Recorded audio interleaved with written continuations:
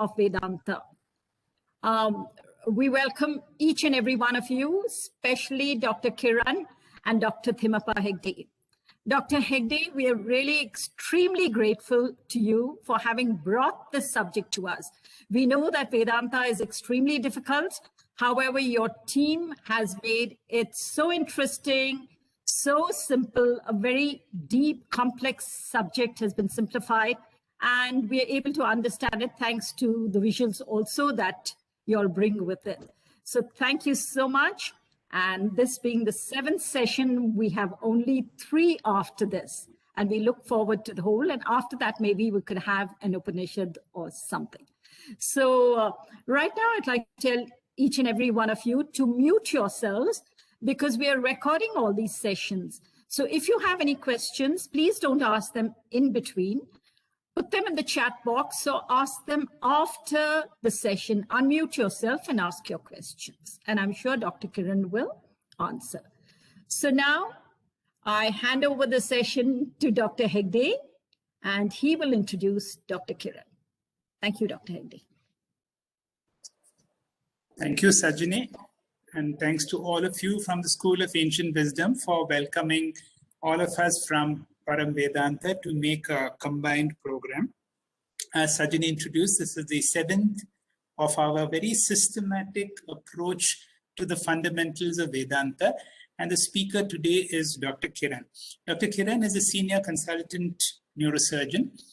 He's been working at the Narayana Institute of Neurosciences for many years now. He had his neurosurgical training at the Bombay Hospital at Mumbai.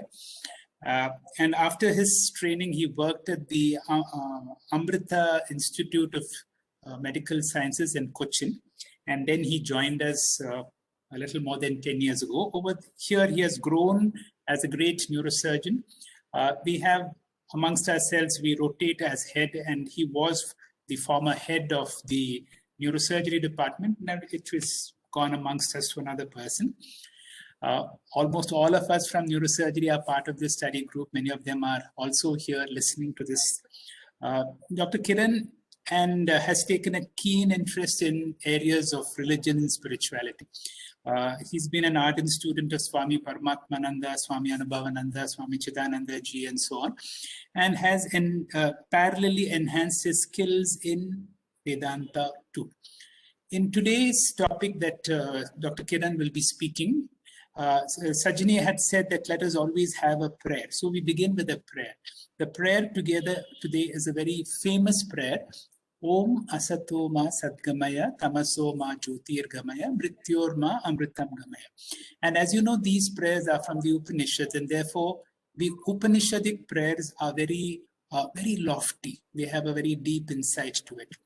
In addition, Dr. Kiran will be speaking about the 3 bodies, the 3 Sharira. What is this gross body?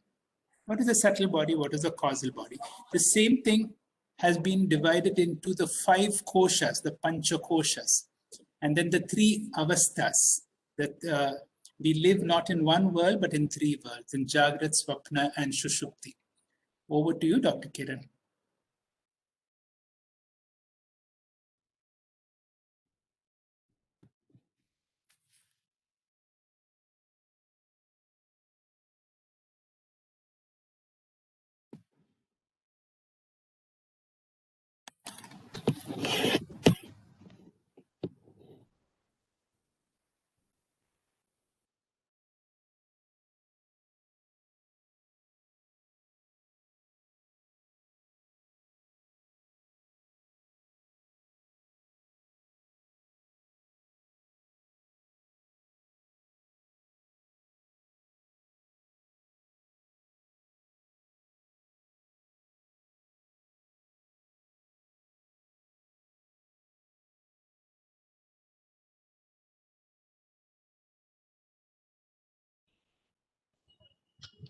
You have to unmute yourself, Kiran.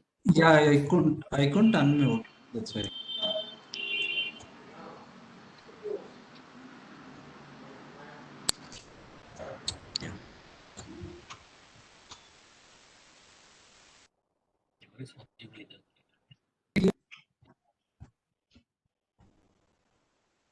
Yes, it's clear.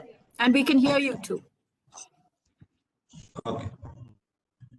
Namaste. Vakratundam Suryakoti Samaprabha Nirvignam Guruve Deva Sarvakashe Paramayogina Bhateya Sri Paramapurusha Paratparaha Paramatma Rupa Mandguru Sharanu. My Guru, you are the ultimate destination. You are the supreme personality. You are transcendental. You are the supreme soul. I surrender. All the things I'm going to is the words of the Gurus. And if I tell that I surrender to the humble feet of the Guru, I am arrogant because he is all there is. I thank our Param Vedanta team. Without possible to be where I am today. And thanks for all their cooperation, their materials. Most of the slides and all the materials is theirs. And thank you very much to the team. Spiritual endeavor is not some degree to be hanged on the wall. It is an intense personal endeavor to seek for security, peace, and happiness. The only aim of it is to remove the suffering of mankind. We as a doctor, especially I have personally seen sufferings from very close. Believe me, I've seen patients from Mandia, Bangalore. I've seen patients from Bangladesh, Pakistan. When I've seen their tears, it is all same. There is no difference. And when they pray, Shiva, be it Allah, be it Jesus, or be it any other God, all ultimately they mean is only one, the one who can take out suffering and give their life a meaning. So it is wise or wisdom to seek when you are not in trouble. That is why we are here in the school of wisdom to seek answers to these. First, as Sir has told, let us start with a prayer, a Upanishadic prayer. This is a very popular, and I think most of the schools, whether it is convent school or central schools or state schools, they have this prayer. It is Asatoma Sadgamaya, Tamasoma Jyotirgamaya, Mrutyor. From real, lead me to the real. From darkness, lead me to the light. From death, lead me to immortality. This is also called as Pavamana Mantra, or it is otherwise known as purified, distilled, strained, or Soma. This is popularly chanted in Soma Yajna, that is usually done in for well-being, general world well-being. And this is taken from Brihadaranyaka Upanishad. And Soma is distilled herbal juice, and it is not wine. Some prayers or Shanti mantras, as we call, is to seek blessings and general health and strength and other things. Whereas some of the Upanishadic mantras, Shanti mantras themselves, like a beacon, point out to the great Upanishad and the messages they have. And one of them is, many of us have heard Purnamada Purnamida from, it is usually chanted along with Ishavasya Upanishad. When I was listening to Ishavasya Upanishad from one of the Swamijis, he took Purnamada Purnamida Shanti Mantra itself for 2 classes, and afterwards he said, if you survive this, come let us go to Upanishadic Mantra. That is Ishavasya Upanishad. So, it is, they say that if Ishavasya Upanishad is a cryptic sutra, Brihadaranyaka Upanishad is an expansion of it. Similarly, Purnamada Purnamada is a cryptic Shanti mantra. Asatoma Sadgama is also equally cryptic. Let us learn the meaning of it.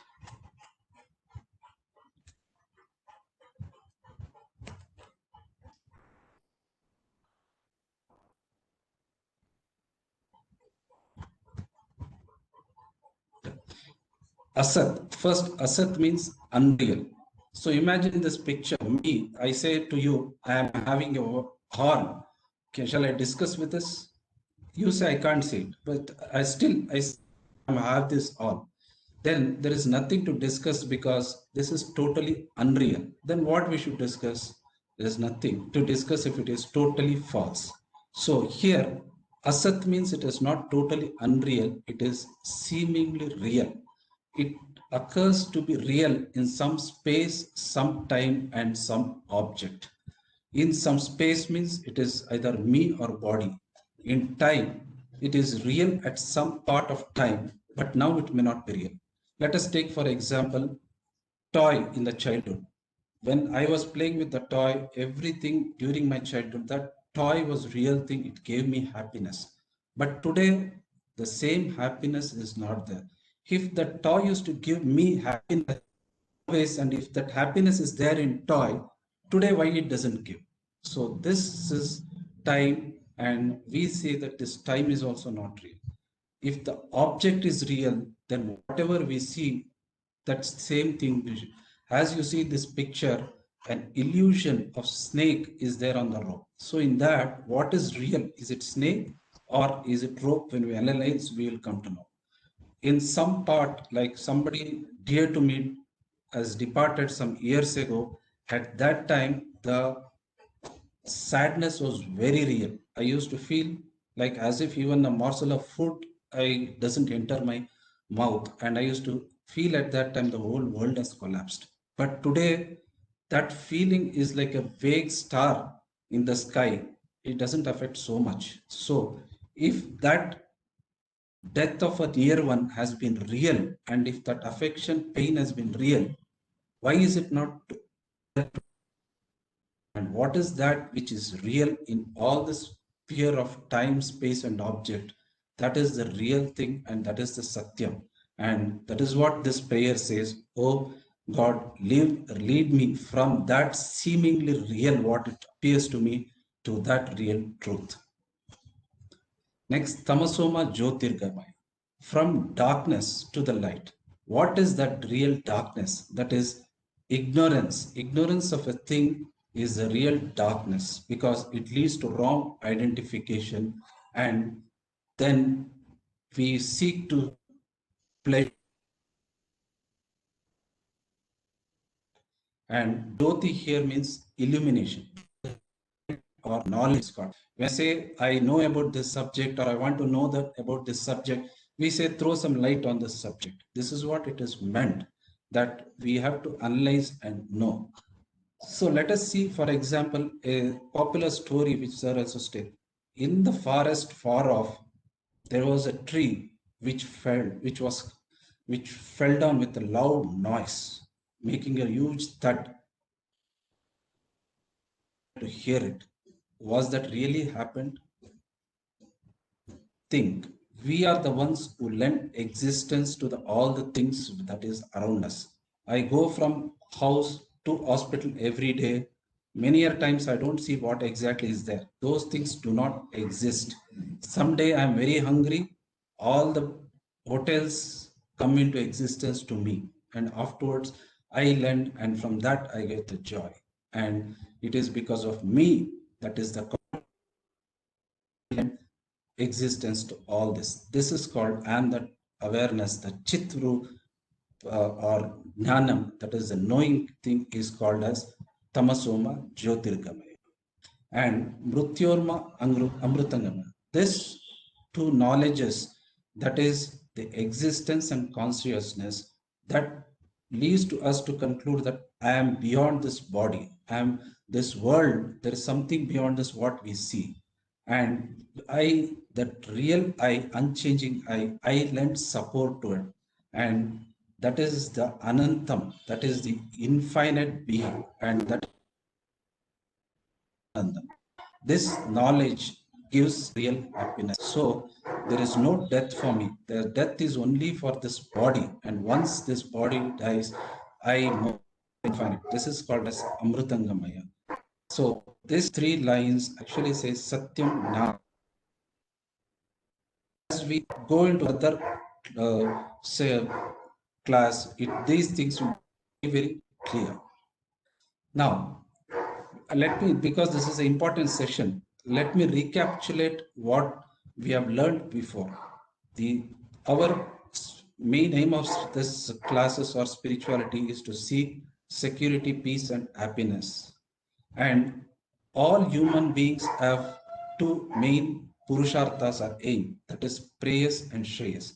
Prayas means artha, kama, dharma. That is what we can seek for sustenance, then for our entertainment, and for our, as a contribution to the society or for future. That whole understanding is called as dharma. But beyond all this, there is only something called ultimate freedom. And this should be the ultimate aim of our life. This is called as Shreyas or Moksha. And to seek this or to understand this, we need some qualifications or qualities. These prominent among them are Viveka, Mumukshu, and Shraddha. Viveka is discernment or discrimination, to know what is right or wrong, what is transient and what is permanent. This is called as Viveka. And Mumukshu is once we understand that what we are seeing or what we think gives us happiness is not the one which is giving us happiness, we strive day and night to look for the happiness. This is called as Mumukshu. And Shraddha is the faith or in the teaching, in the knowledge, and most important, in the Guru, without which all these things is not possible. And the knowledge we seek are divided into Paravidya and Aparavidya. Para is the regular science which we all know, like material sciences, which we call, whether it can be physics, chemistry, grammar, everything. Aparavidya is this Moksha Vidya or this Upanishadic teaching which is aimed exactly to remove this suffering and lead us to moksha. And other disciplines which leads to us to prepare these what is called karma, upasana, and jnana and devotion.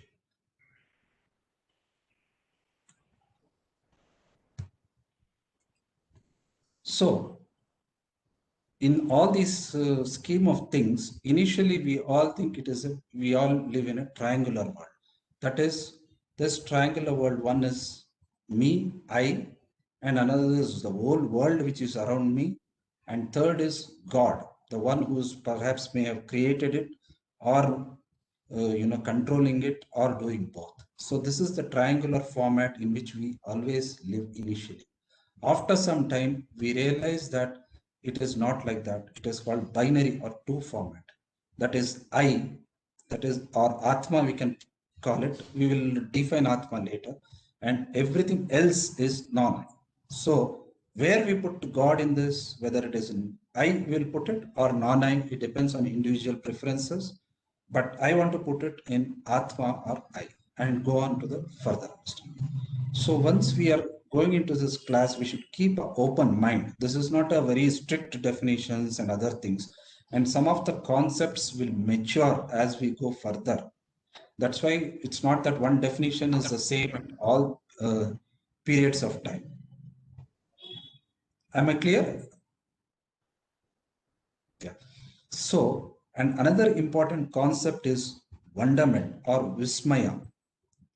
Once we encounter something, just like how a child sees a rose as it is and without any adding our own definition, other things, some of these concepts we should learn to contemplate and see as it is rather than try to fit into what we know. Because we have all tried fitting into our scheme of things and it has failed, and that is why we are here. And sometimes many questions come. Instead of trying to seek answers suddenly, be with the question and try to understand what the Guru has told, because Guru knows when to reveal what to us. So be in that question and enjoy that question, contemplate on it and think. Don't be in a very hurry to conclude as we go further. So this is a very, very important concept which almost took me 10 years to realize.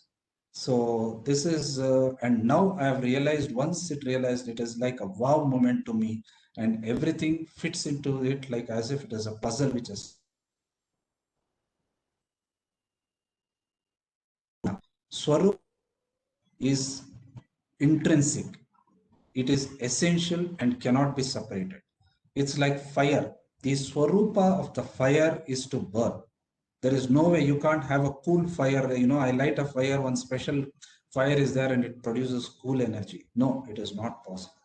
Another example is the light. The swarupa of the light is illumination. So you can't have a light which gives darkness. It's not like some gadget is there and you put a light on it and the whole thing becomes dark. Such a torch doesn't exist. So this is swarupa. So when somebody talks in the throughout our class as swarupa, that means it is the intrinsic and unchangeable and the quality, and there is no external to it. And let us come to external attribute or guna. Here, this is an external attribute like a paint, it can be removed. Sometimes it can be easily removed, sometimes it can be difficult to remove. For example, I will give you an iron ball. We keep in a fire, it becomes hot and you take out, it is red hot.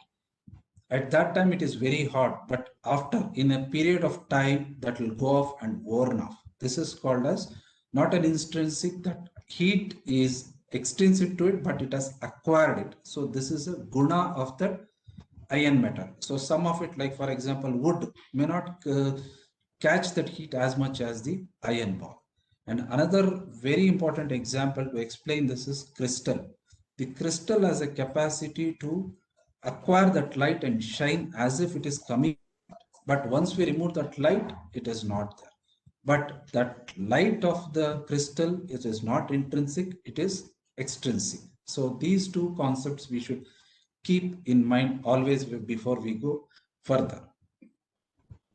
So next is, as I told, the quest for real I is all about spiritualities. And now, what is this I? Is this body I, or is this mind I, or what else is I? That is what we are going to learn. We can divide it into three parts. One is the physical body, the sukshma sharira, that is a subtle body, and the causal body, that is the deeper, which is the cause of all this. This is the physical being, how we call. And same thing we can divide into 5 sheets, that is Panchakosha it is called. And all these complex, whether what state it will be in time, that is called as 3 states, that is Baker, dream and deep sleep. We will study all this further. And what is the method we are going to learn? I am not here to teach about these things just like as a knowledge, like a mathematics, science, physics, etc.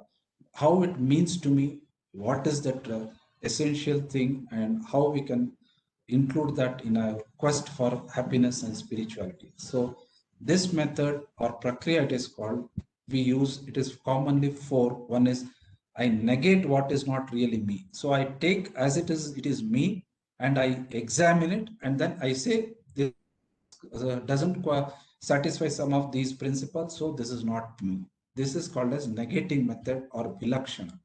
Another is container or nihitam.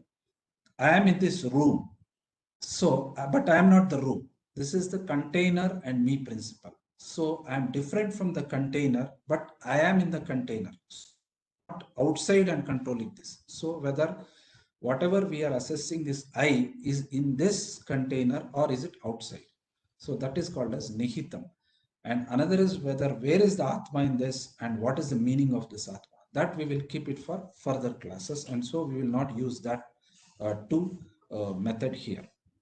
So let us first come to Panchakosha Sharira Trayam, 5 sheets and 3 pieces. So Kosha or is otherwise known as sheath or scabbards.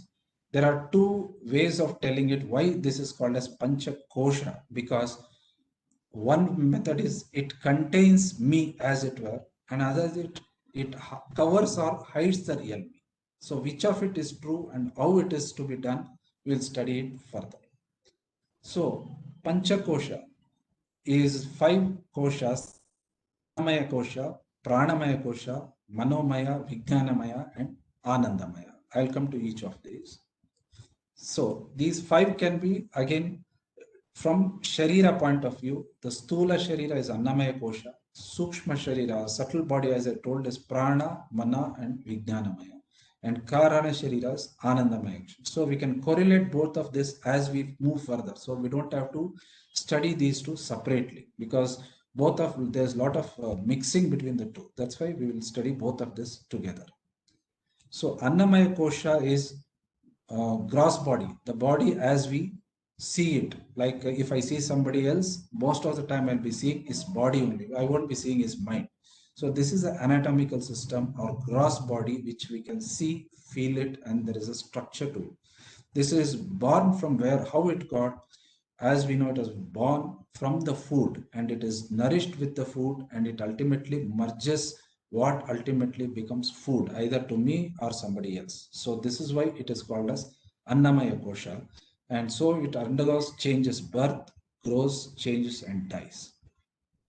So like food, it forms sperm in man and egg in woman, and then joins, and there will be a birth of body. It grows, decays, and dies. This common changes are called as Shatvarga or 6 modification.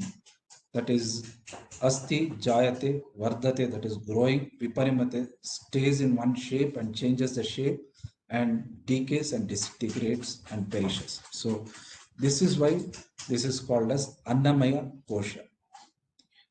And what is its main function? It provides temporary residence. To whom? I'll come to it later.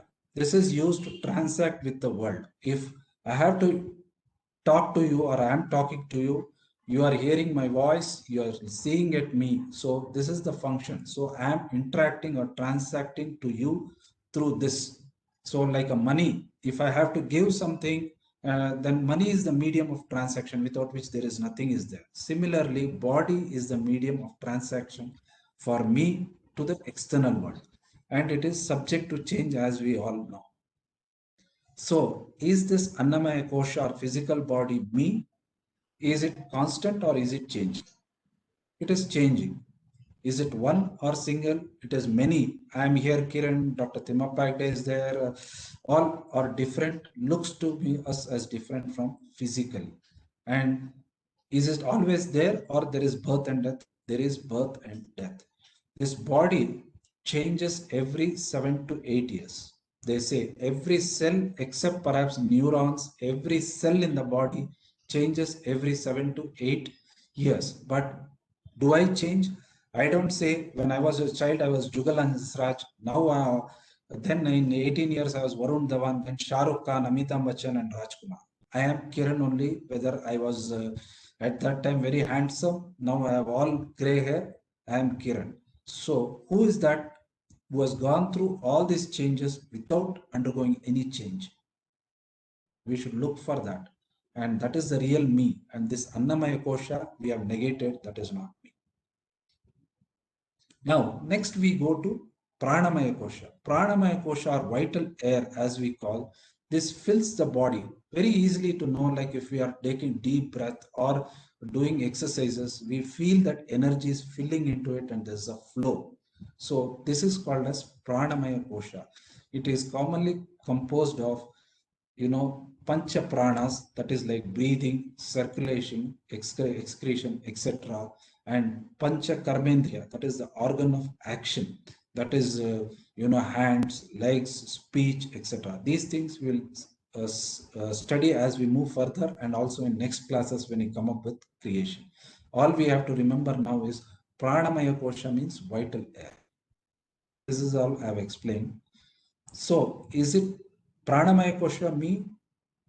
No, I use it, but it is not me, because every time I breathe, it changes. I take in air, I leave out air. There is circulation is there, and sometimes I get deformed. I get hypertension, diabetes, etc. So this is not, prana is not me. Then what is that which drives this prana?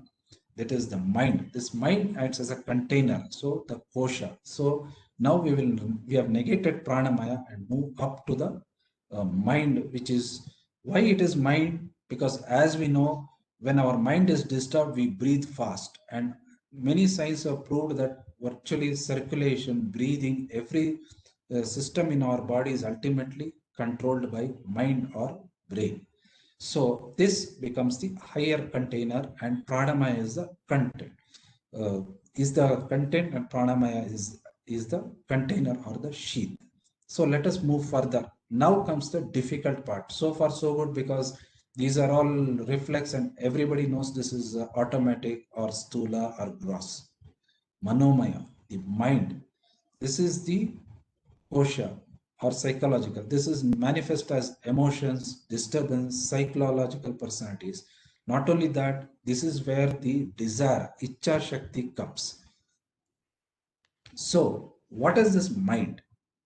Just is one unique matter like a crystal. Take, for example, a crystal. Crystal, as we discussed, it takes that light and shines as if that light is coming from that. Similarly, matter, mind is a matter which has got the capacity to acquire sentience or enlivening principle from the Atma, and then becomes enliven as if it is living. Even though it is matter, it becomes as if it is living. So this is unique capacity is called mind. Take for example this Mullah Nasruddin story.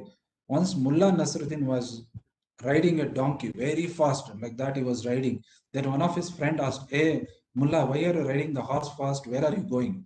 He said, "Wherever the horse takes me." So here, as we think, this has got a many layered. So whether we think this donkey, we are riding the donkey, but in Mullah's example, donkey is taking Mullah. Similarly, we think we are riding the mind or we are controlling the mind. Many a times our body, everything acts and is controlled by the body. Another thing is the mind piggybacks on Atma and behaves as if it is the real master. But the real master, Atma, is somewhere else other than he. So let us move up. What is this Vijnanamaya Kosha or beyond mind? This is the intellectual layer. This is the knowing personality. This is the judging capacity. If mind is like an emotional thing, it just says yes, no, etc. This is where the intellectualization occurs. Why it is like that? Why this is like that? This is where the I comes into being, or the karta comes into being. I am responsible for it. I did this, I didn't do this. This is the origin of I as we know. Don't be bewildered by this complex slide. I will just filter it out. Let us distinguish what is this mind and Vijnanamaya or intellect. Mind and chitta is basically to do with mind and memory, whereas Vijnanamaya is intellect and ego. The mind is basically a karana, not karana. Karana, that means it is an instrument, whereas the Vijnanamaya, that is the I, is the doer. Katrutva is the employer. Whereas the mind, the field of activity is external, that is, it is desiring objects, emotions, etc. The Vijnanamaya, whatever it does is internal. It develops that ego, thought of I, the aham vritti they call, aham comes into being at Vijnana. So once that aham is born, then mine, that is, this is mine, this is not mine, comes into being. So this is how the distinguishing between the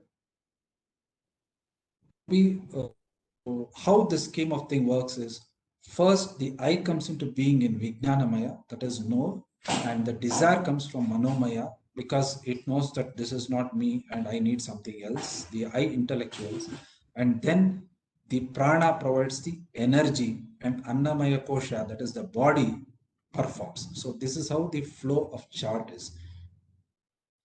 So plus Vijnanamaya Kosha along with Pranamaya, all three comes into one packet and we call it Sukshma Sharira or subtle body. So the components are, as we know, the action, prana, mind, intellect, and ego. And its function mainly is to transact with the world using these instruments. So we can as Puris or cities, that is the 8 world cities as we call, one of the examples giving in Kathopanishad and many other books. It is divided into 8. One is Vak, that is Karmendriya, that is the one field of action.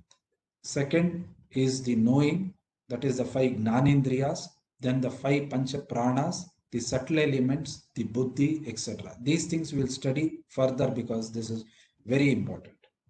The first one is organs of action, as most of us know. Hands, that is what we translate, movement, that is legs, organs of excretion and reproductive. And what is the 5 Dhanendriyas we know? That is hearing, touch, vision and taste and Grahanam, that is the smell. So these are the 5 Dhanendriyas. Now let us go further. So these are all in the Stula thing it comes. And next is 5 Prana Pancha Prana, that is respiration, excretion, circulation, digestive and reversing, Udana. So after all this, there is a 5 elements through which these things are formed.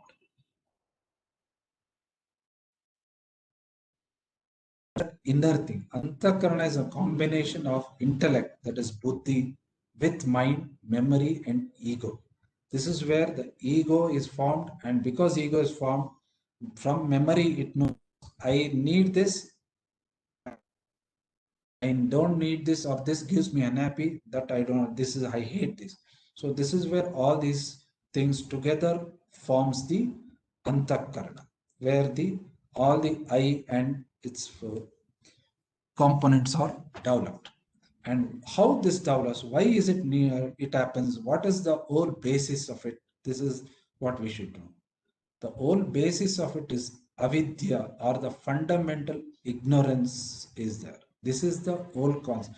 The first major ignorance or the root cause of all this is I do not know the real I. So once I do not know the real I search for what is this real I, and something which gives the temporary happiness, I associate it and call I plus this is me.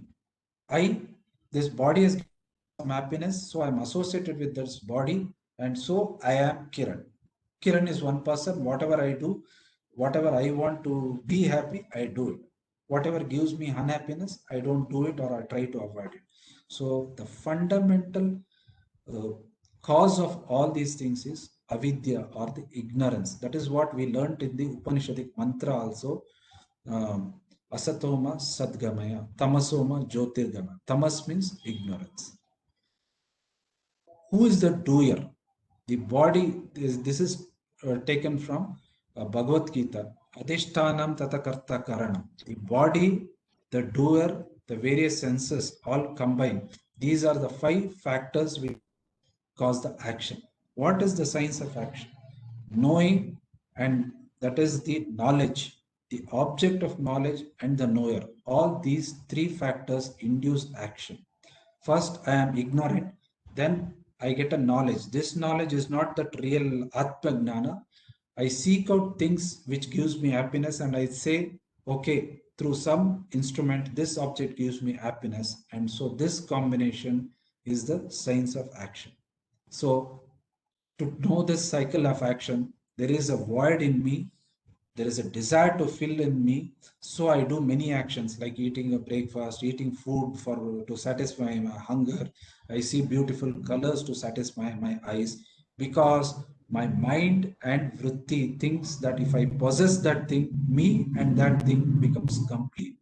But this completion is temporary, and after some time that doesn't give me the same happiness. I eat 1 laddu, I'm happy, but at the same time continuously I eat 10 laddus, I feel okay, I don't want this laddu at all. Similarly, today I'm happy, tomorrow this thing goes off, the situation goes off, I feel okay, today everyday laddu is not good, I will have chocolate. So it goes on searching for different things in different period of time, and again there will be void, and this cycle continues. We should remember the mere eyes, as we say, stula is just a socket, and the prana behind that is just a conducting capacity. What is root cause is from the intellect which plays into being. So he alone shines. This is from Dakshina Murti Stotra. Nana Chidra Gatodara Sthita Mahadvipa. As if there is imagine a pot with multiple holes, and you keep a great light in this. then through that holes is our karanas, like vision and other things. Through that, all the principal shining illumination goes and objects are trapped and it is possessed. So we think that this mind has possessed that, but ultimately it is not mind as we know in the crystal thing. It is this Atma or I alone which has did. So without knowing this God principle or what is the God, we think that I am doing everything and whatever I am seeing is mine. Ultimately, it is not. So in this thing, the Stula Sharira is the main office through which we transact. The Sukshma Sharira is the gadgets which we use, and that is active like as if instrument panel, and Jivatma or Atma is the real one who enlivens everything even though it doesn't do anything. So we should ultimately, the aim of this Panchakosha Viveka is to know this master, who is the master. So the seventh, what drives us to this action? Kama and karma. Bhagavad Gita says, Kama yesha, krodha yesha. So this ignorance is the cause for desire to acquire things, and we do many things like a wildfire of Mahabharata or the forest fire, which we know. This ignorance makes us and societies to do actions and expand, consuming everything in all spheres of space. And I also go on doing many actions out of my ignorance over many janmas. This churning continues on and on, driven by ignorance, that is karma and karma, till we realize something is amiss here and try and put a full stop to it. This is what this our knowledge, aim of this knowledge should be. So this is likened, Panchakoshas is likened to a Bhagavad Gita and Kathopanishad example of a chariot. The horses are the sense organs which have takes all the field of senses as the object, like, and drives into it, and mind is the rein, and charioteer is the intellect, because that is what is the master of it, and the Atma is like Arjuna, he just travels in it. So always using rightly prepared intellect, we should have mind in control, then our senses, everything will be in control, and our spiritual knowledge will fructify. So from this we realize Manomaya and Vijnanamaya is also not I, because it is both are constantly changing. So let us come to more difficult one. This is the Anandamaya Kosha. I will give a introduction to it. As we move further, we will understand it. So this is the seed. Whatever we are, if it is a seed, that seed form is called as Anandamaya Kosha. If the seed, say that it is as it becomes a tree, no. We'll know a small tree, a small seed can become such a big tree and give many fruits and flowers. But using the right water, soil, everything, that is all the karma and other objects, this seed will fructify it. So that seed has got all the information of the tree, but we can't see it. So this seed is called as Anandamaya Kosha, or this ultimately is known as only Ananda. There is nothing else of knowing capacity or any other, only the experiencing Ananda. This is called as Anandamaya Kosha, or it is called Karana Sharira. So the four factors, this is also made up of matter. What is the fundamental thing? Avidya, the ignorance that of real, that is the real cause of this. And what are the components? It is all the components need is in the seed form. So it is not fructified, it is in the seed form, and suddenly at the appropriate level, this seed becomes full grown tree or plant, like this. Bijasva Ankura. This is Dakshinamurti Stotra. Bijasva Ankura Nirvikalpa Punaha. Like a sprout of a seed with which transforms what is chainless states and appear again and again. This is called as Karana Sharira. Like a magician, once at the appropriate time, this springs and unfolds into a colorful world, or very worrying world, as we have seen, or whatever our destiny has informed. So basically, what is the cause of this karana sharira is avidya. And can this end? Yes. I do not know Chinese. Take for example Chinese language. When is this avidya of Chinese?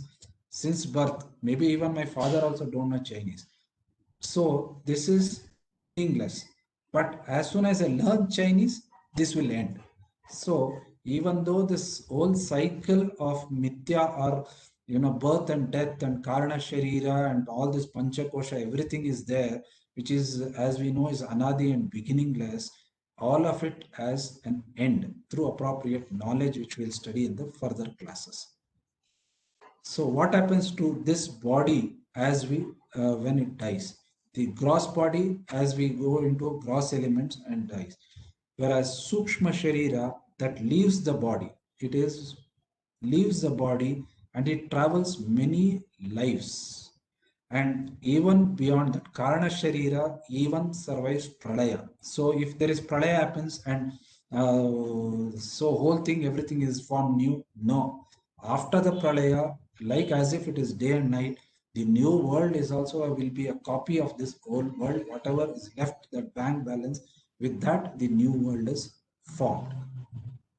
So like a SIM card in the mobile, you can change many mobiles, but the SIM card stores all the important messages and information we need. That is how this whole scheme of things will be there. So let us revise what we have studied. The Annamaya as the Karya effect, the Pranamaya as the powerhouse, it acts like a powerhouse, whereas Manomaya acts like an instrument, whereas it is the Vijnanamaya that is the doer. Anandamaya is just only the Bhokta or enjoyer, or only it is a reflection of that happiness. Because that reflection of happiness is there, we try to seek happiness in everything. So that is how whole scheme is there. Even this Anandamaya is not the real me, because it is temporary. Why it is temporary, we will see it further. Let us study the avasthas, or the three states which this body will be. As we have already studied, this micro world, is not one single composed of multiple layers. What this entity experiences is called avastha, or three states. What are these three states? Waking state, Jagrat Avastha; Swapna Avastha, dreaming state; or Sushupti Avastha, sleeping state. For example, this water exists in ice form, liquid form, and in vapor state. But all three are ultimately water. So this is, the molecule is same, but all the different, it appears to be different, and each one cannot be two in one. You can't have ice and water both together. It has to be separate. So this is how these three states will be. So we will study it, and how mind will be in each of these, the nature of the experience, and the dominant medium which it has got. So first, in waking, mind is fully functioning. That is, all faculties are functioning, whether it is emotion, rational thinking, ego, and all the sense organs are fully functioning, and I identifies with all three bodies. What are the three bodies? Stula, Sukshma, and Prana. All three are studied.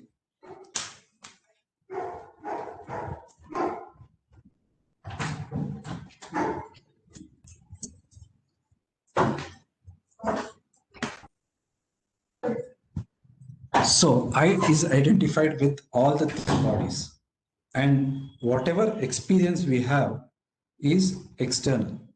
That means as if everything appears to be outside, it is happening. Sometimes I feel that pain, that even that pain, it appears to be outside. The breathing also, which we feel, however we think it is inside the body, it is outside, and it can be measured. That's why now we know in COVID times, this pulse oximeter, breathing monitor, everything is there. So all these is outside the real I.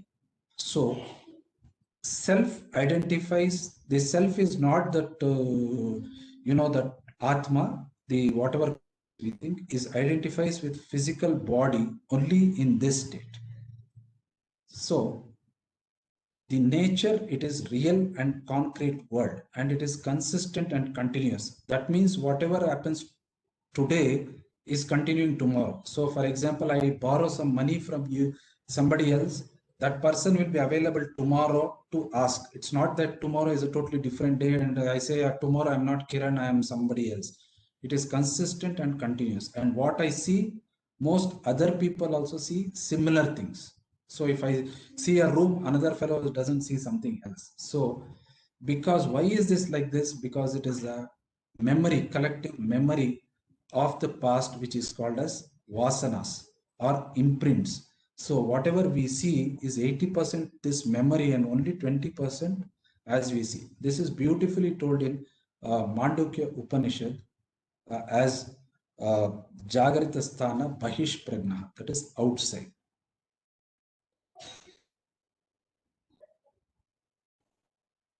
Can you hear me? Hello. So next we will come to dream. Here, the self identifies with the mind complex, not with the physical body. But we should know that physical body is required. Without physical body, none of the states will be possible. So here the mind is identified with the self. So only memory will be functioning. Like a VCP, that is before we used to know, like a CD player, all the previous whatever we see, various combinations it will be played. But no new memory will be acquired. So whatever we see in the dream, it is a various combination of what we have already seen, and it is projected inside. If I am seeing that I am a king in my dream, the others, and wearing all that crown and all those things, the other person who look at me sleeping will not see all that crown and all, because it is all projected inside. And here the person who is enjoyer, that king, is also created by mind only. Here there is no doership and only enjoyership is there. And this is not always rational. That means what we experience today, or sometimes it can be vague, like for example, as you see in this picture, in a dream, this child is flying a moon as a kite. So this can happen in dream, but not in the world, waker's world, which we see. Sometimes these suppressed vasanas or imprints also sprung up in the dream. That's why many psychiatrists have done this sleep study. This is non-continuous and inconsistent. That means if I have some dream today, tomorrow's dream will be totally different. I don't know. It is not connected. Unlike waker's world, where tomorrow also I am Kiran, today also I am Kiran. So in dream world, it is different. So next, coming to deep sleep, it is the state of I know nothing. It is a blissful ignorance. Here no dreams also occurs, but it is a part of sleep cycle. Here the self identifies with what we have learned, Karna Sharira. So what we experience the absence of everything. All objects, emotion, thoughts, everything. Even what Ananda we claim, that also we have never experienced. Only when we get up, we say, okay, I slept well. But in deep sleep, you won't say I'm experiencing happiness. That is not possible. So in deep sleep, we experience absence of all experiences. So that it is one homogeneous mass of awareness. That is, there is no body. The beggar's deep sleep is also same. The rich person's deep sleep is also same. Everybody's deep sleep is same, because there's no body identification. That's why in many spiritual or our people, they say when somebody is in deep sleep, don't wake them up. So this is everything put in a nutshell, that is waking, dream and deep sleep, and what are the technical terms to it. And this is how all three things we can put together. In space, we have all the koshas, that is panchakoshas, whereas as an object or Sharira, we have the three bodies. When the same thing is studied in the sphere of time, it is, and this is called as avasthas. And what is that real thing? The real person is in the fourth state. He is the knower of all these things, but not influencer, or it doesn't get changed in all this. Like water, it exists in ocean, wave, rivers, etc. But it is not part of it also. Like silence, which is the background for all the sound. It is the real state. So the real, what is the level? One is pratibhasika, that is the dream state, and vyavaharika, that is the waking state, and above that is paramarthika, that is the turiya state. If that state is the real state, like an eagle looking at the whole world, when we are in that state, all even dream and waking world appears as if it is a drama. So this is the fourth state, or the real I state, which we all need to know and understand and see.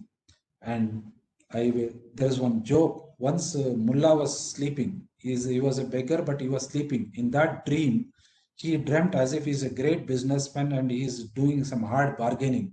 And somebody says, give 99 rupees for this thing. He says, no, 100 rupees, nothing less than that. Either you take it or don't. In that haggling, he suddenly wakes up. He looks, his dress are in tatters, the house is, almost falling. Then he goes back to sleep and says, okay, give me that 99 rupees. This is not possible. When we wake up to Paramarthika, that means we have given up all that is we associated with dreaming world and waking world.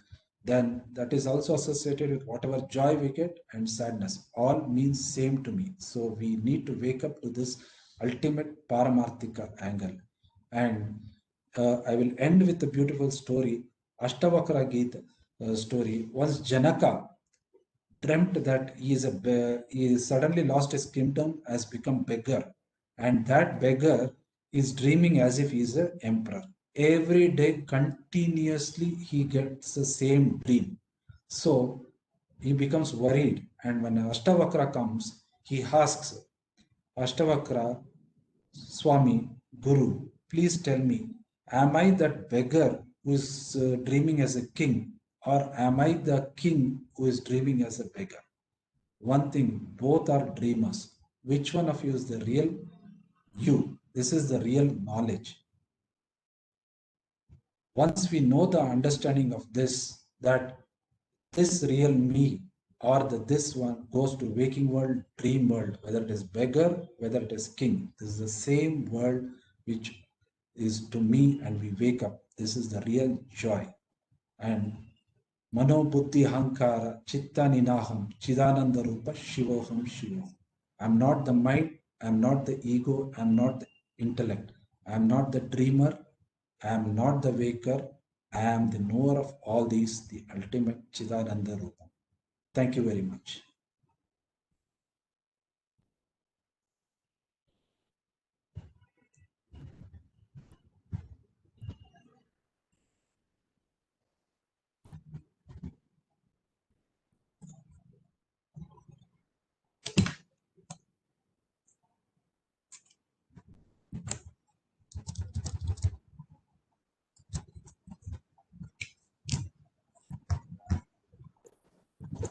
Shalini ji, you are muted.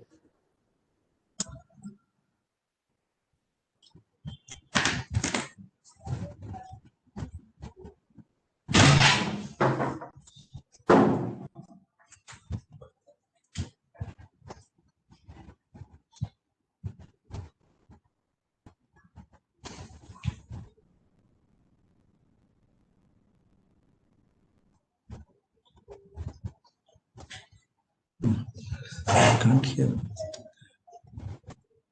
Sajani, we can't hear you. I think she cannot unmute herself.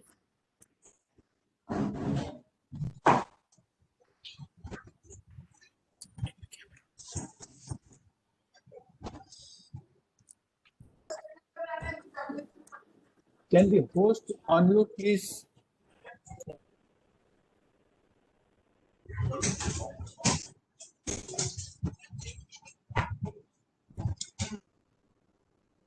To go back to the settings and then unmute.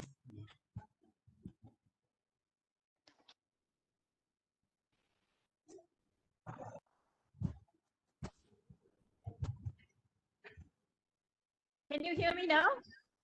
Yeah. I shifted over to my phone right now because over there you couldn't hear me. So thank you so much, Doctor. And now may we have any questions? If anyone wants to ask a question, kindly unmute yourself and ask the question.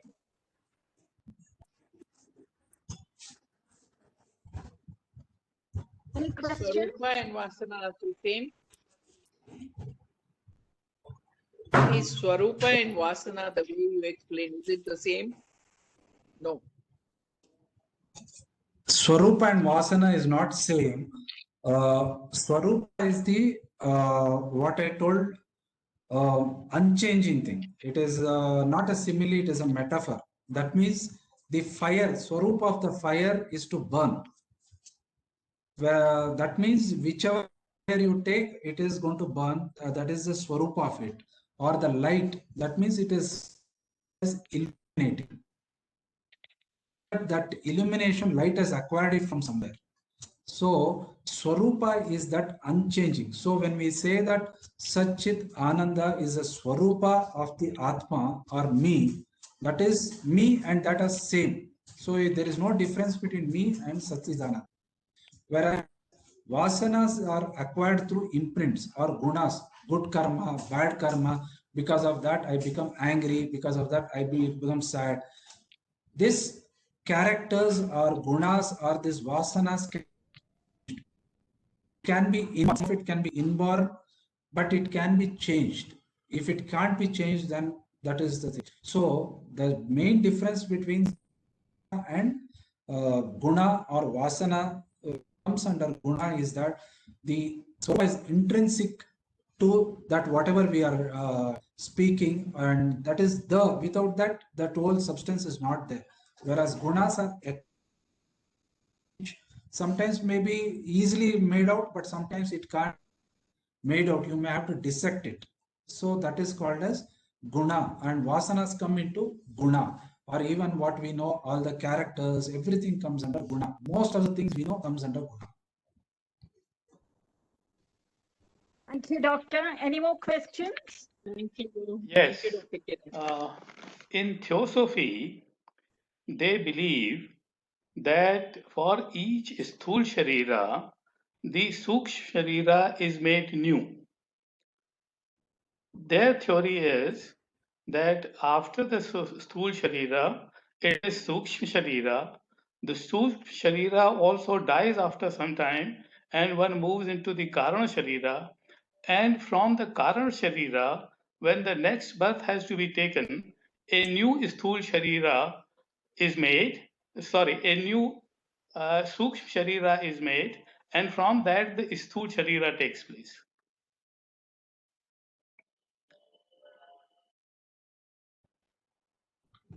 Yeah, that is more or less correct, but what it says and what it we need to distinguish in the Stula Sharira, there is no problem. All of us know it dies with the birth and then merges into the sand, decays, and another form is there. Whereas Sukshma Sharira, as we have known, that is including mind, then it includes the Vijnanamaya Kosha and Prana. This leaves the body and it circulates. They say during that Pralaya, this mind dies. This mean that it's inaccurate. A new mind is a thing. How it resolves into Karana Sharira. So, card is there. I take out what is there during that information. Karma which I have done, it doesn't disappear. It goes into that seed as a Karana Sharira, and when the whole world after the Pralaya new world comes into being, this Kiran, whatever I have done, it comes and whatever that Punya Papam is there, it forms into Sukshma Sharira, it acquires mind, it acquires and it starts reflecting the and he is formed based on the Papa and Punya which is fructified. I acquire that body. I will take a new body of tree or dog or another human being. Stula and Prana is formed. This is how this cycle is formed. So what you have told and what that theosophy is correct, but My thing as it is, I resolves into the seed and it comes back to that. So tomorrow, if that pralaya happens, that doesn't mean that I get moksha. So this, after the pralaya, I again come into being. When you say pralaya, do you mean real pralaya where the world ends and then the new world starts? Yeah, it means more or less same, because Karana Sharira nobody knows and forms. So when I say as a language without going into a layers of dissection philosophy, when I say pralaya, everything what I see, everything has died. So I assume that once Okay. I die, this mind also dies, and once it is formed, some other person is there. But actually, it is not so.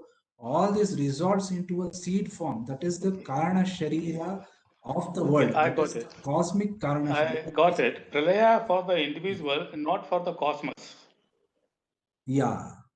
Okay, that's, yeah, thank you.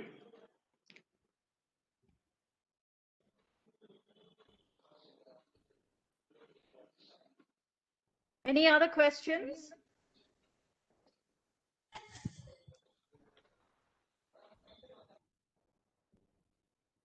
I don't think there are any more questions. So we will close. Thank you very much, Dr. Kiran, for a wonderful session. Yeah, It was it has very been a wonderful informative, lecture. very Thank you. interesting. You gave us Thank an you. in-depth Thank you. explanation Thank you on so much. Asatoma Thank you. Satgamaya.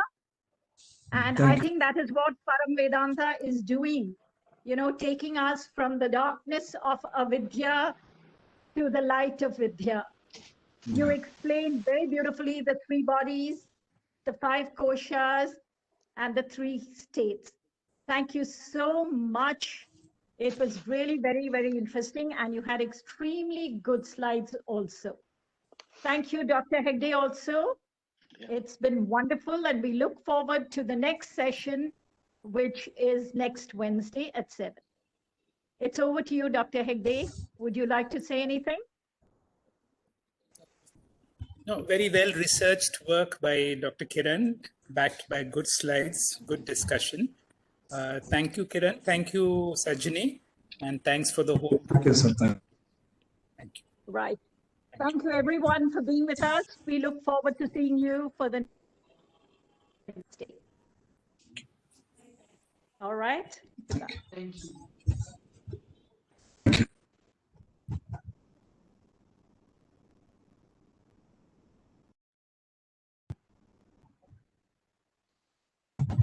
Tomorrow, we have a very interesting session. Please join us. It's on the mind. It's extremely interesting at 6:30 tomorrow.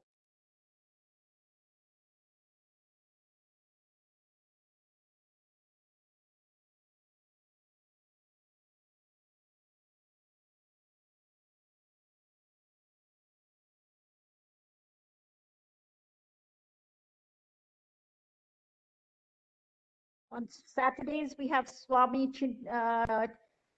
we have a session by a Swamiji. On Fridays and Sundays, we have Mr. Krishnapani. On Fridays, we have Bani Vasudev also on Saturdays.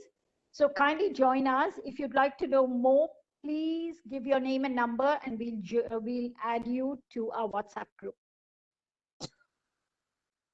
Thank you, everyone.